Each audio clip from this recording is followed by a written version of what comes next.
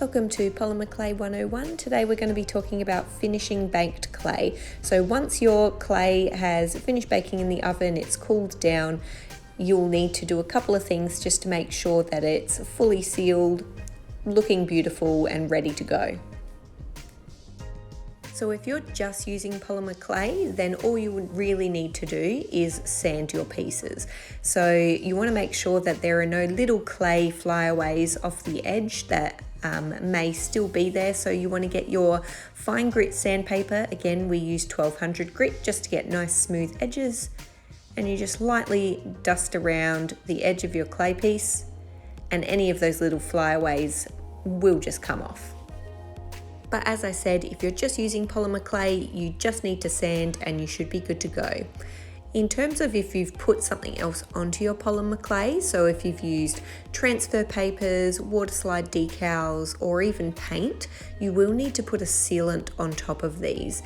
Even if you've put metallic leaf within your clay pieces, there's still a chance that they might not have the longevity if they aren't sealed. So this one, for example, has lots of paint detailing on it. So we're going to seal this with a glaze. So this one here is a Sculpey glaze. It comes in matte or in like glossy, so depending on what you want as your finish, and you just lightly brush it on. It doesn't have to be a really thick layer, we just want it to be really thin, and we're just putting on all of our surface just to seal in those paints. Nothing would be worse than having a piece, giving it as a gift or selling it even at a market, and then some of it chipping off at a later date. So we really want to make sure that all the hard work that we've put into our beautiful polymer clay creation, that we're making sure it lasts as long as possible. Now, Sculpey glazes are air dry, whereas varnishes, you actually put them on and then you bake them again. You bake them at a lower temperature than you would polymer clay, but they do require a second baking. So this one, I've got a little polymer clay book that I've put a water slide decal on, and we're just going to seal it with a glaze. So again, it's just a matter of brushing on a light layer on top just to make sure that everything is sealed in nicely within the piece.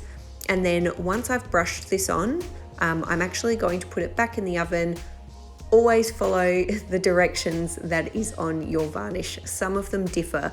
They have different temperatures that they might go in, or some of them even say that you can cure them for 24 hours if you've just left them, or they have an oven alternative. So yes, just read the packet instructions. I cannot stress that enough. Even when you're baking polymer clay, read the packet instructions. So we've covered glazes and varnishes. They're the two most common sealants for beginners. However, I will just quickly show you some UV resin. UV resin is another technique that polymer clay artists will use to seal their pieces. It does have this really nice glossy look, but there are a whole number of safety precautions needed to use UV resin and just a couple of extra tools. So if you're starting out in polymer clay, stick with your glazes, your varnishes. They still give a lovely finish on your end product, and they're really quick and easy and accessible. We hope you've enjoyed the video. If you should have any questions, just leave a comment below.